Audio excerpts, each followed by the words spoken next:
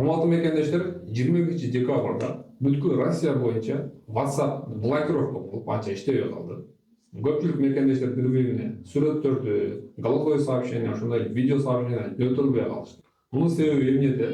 Ушул видеодо толук айтып бермекчибиз. Эмне үчүн Роскомнадзор блокировка кылып жатат? WhatsApp'тын Россияда блокировка болушу боюнча WhatsApp'тын администрациясы кандай билдирүү таратты? Мына ушул тууралуу. Эгер Россияда WhatsApp блокировка болсо, анын ордуна кандай мессенджерлерди колдонобуз? Жана биздин мекендештер кайсыл мессенджерлерди колдонсо болот? Эмне кылабыз? Мына ушул тууралуу толук ушул видеодо айтып бермекчимин. Андыктан видеого лайк басалы жана каналга подписаться болобуз. Бирок негизги темага өтөрдөн алдык. Мындан мурунку чыккан видеодо мен 30-декабрга чейин биздин кыргызстандык мекендештер ОВМге онлайн записи жок эле түз эле барып, порядка живой очереди же башка айтканда тирүү очередь менен эле барып, сиздер штамп бастырып алсаңыздар болот деген маалымат тараттым. Бул маалыматты көпчүлүк жалган маалымат деп чыкты.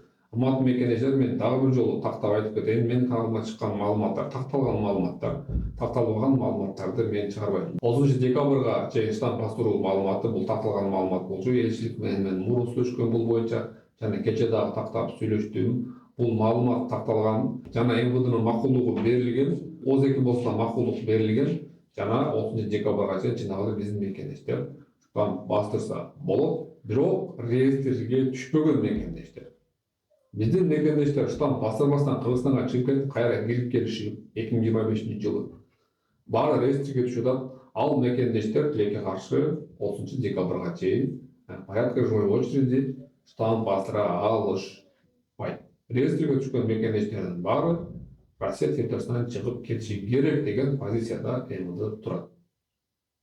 Башка маселе калышы мүмкүн эмес. Тилекке каршы ситуация азыр ушундай. Ар ким өзү билет, бирок юристтерге акча берип чыгарткандар дагы кайра реестрге түшүп калган ушулар болуп атат. Ошондуктан мен муну каналдан айтып коюшум керек, сиздерге маалымат берип коюшум керек. Юристтерге чыккандар 100% чыгып ушул бойдон кайра кирип калат деген гарантия эч жерде жок. Ошондуктан юристтерге акча бергенде өзүңүздөр ойлонуп, жети өлчөп бир киресиңиздер. Дагы бир маалымат жүрөт. Реестр жоюлат экен, штамп жоюлат экен деген. Бирок андай маалымат такталбаган маалымат, жалган маалымат десем де болот. Ал маалыматка ишенбеңиздер, ал маалыматтарга ишенип кандайга план койбоңуздар. Мен сиздерге кеңешим, урматтуу мекендештер, реестрге түшпөөнүн аракетин кылып, мен сиздерге айтып кетейин.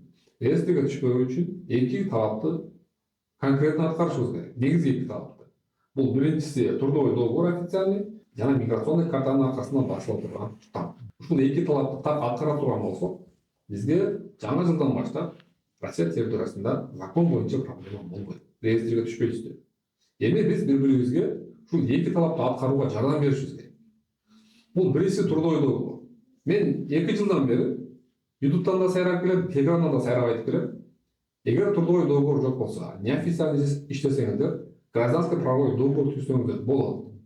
Гражданский правовой договор ЕПО ошондой эле физлицо российский гражданин менен да түзсөңүздөр болот деп айтып келем.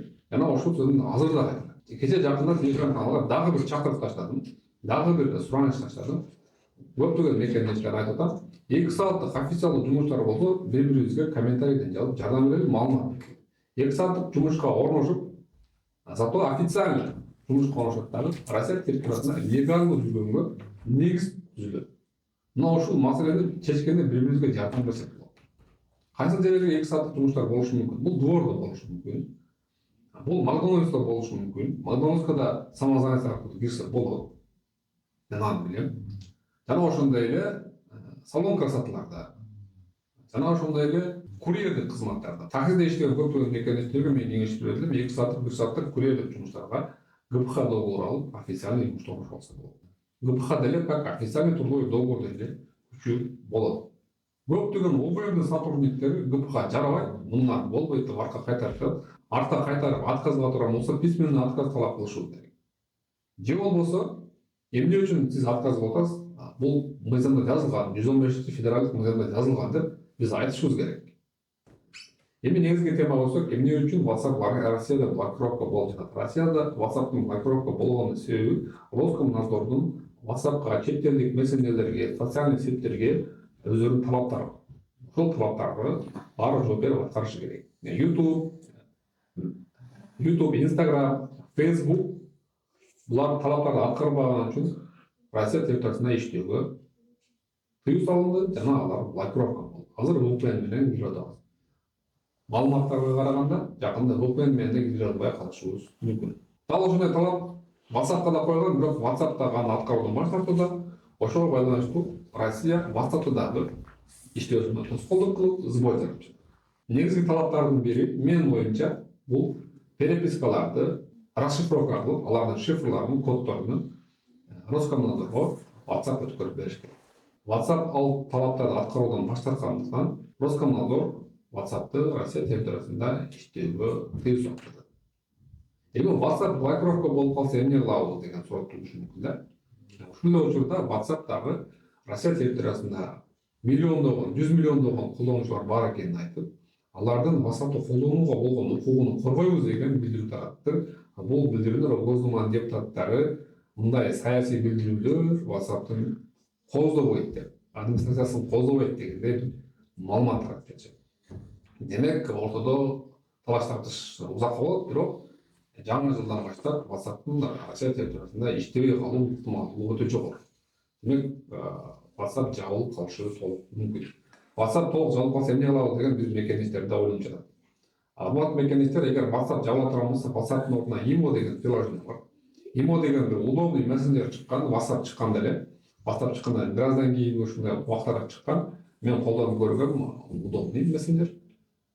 Ушул WhatsApp'ка иштейт, переписка кылса болот, видео сообщение кылса болот, жана конференция кылса да болот. Аудио конференция аябай актуалдуу жана ал жакта мода десек болот экен. Көбүнчөсү бул араб, индус, анан Пакистан, Тажикстандыктар аны активно колдонушат. Биздин кыргыздар да бар экен, бирок канчалык көп эмес. Ошол мессенджерди мен сунуш берем. Андан кийинки мессенджер бул Max. Max'тын WhatsApp'тын айырмачылыгы бул көбүнчө Telegram'га окшоштуруп чыгарылганы. Max'та Telegram'дагы функциялардын көпчүлүгү Max'та бар. Бул бот кылса болот, бот тузса болот. Ошондой эле Max'та дагы канал ишletсе болот. Max'ты бардык Россиядагы мектептер, мугалимдер активно колдонуп башташты. Жана бул ошол госучрежденияларда WhatsApp'тын ордуна азыр Max'ты айтканда милдеттүү түрдө колдонуп жатат. Жана ошондой эле Max'ка азыр госуслуганы байлап жатышат привязка кылып. Демек, Max'тын ичинен эле сиздер госуслугунун поддержкасын жасаңыздар болот. Жана Max аркылуу код келип, госуслугуңуздарга киришиңиздер да болот. Авторизацияны через Max мессенджер аркылуу кылып атышат. Жана ошондой эле балдардын электрондук күндөлүктөрү, жана башка мектепке тиешелүү приложениялар бар. Булар Max'ка байлап жатышат. Максаты бул Max'тын колдонуучуларын көбөйтүү. Жана ошондой эле WhatsApp'ка аналог катары чыгарып жатат. Max'ты дагы мен кеңеш берем. Бирок Max'ты колдонбооңуздарда сөзсүз түрдө жанагы Россияда запрещен болуп калган, тыюу салынган диний агымдардын видеолорун, алардын тексттерин бири-бириңиздер жөнөткөндө абайлаңыздар. Ошондой эле Украина тууралуу сүйлөшкөндө Украина тууралуу маалыматтарды таратканда дагы ошондой эле орус бийлигине каршы келген пикирлерди да тамашалап болсо да сүйлөшкөндө Max'ты колдонгондо барыңыздар, абайлаңыздар. Себеби WhatsApp'тан Max'тын айырмасы, Max'ты менин угушумча Facebook бардык перепискаларга доступ алат, жана аларды расшифровка кылганы, алардын толук укугу бар.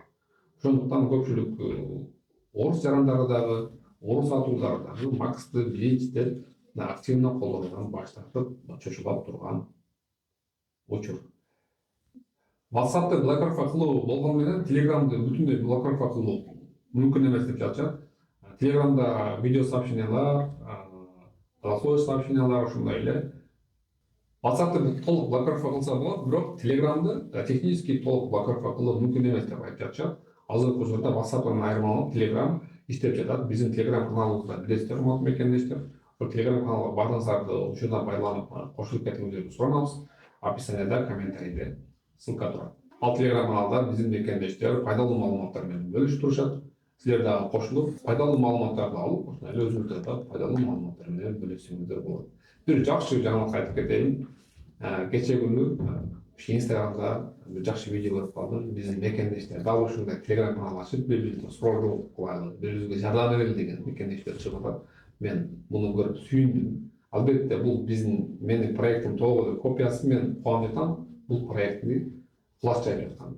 Мен ушул идеянын баарыңыздарга тарашын каалайм. Баардык мекендештер бири-бирине ушундай правовой, юридикалык жактан, башка тема жактан бири-бирине ошол Telegram аркылуу канал ачып бири-бирине жардам берсе деген максатым.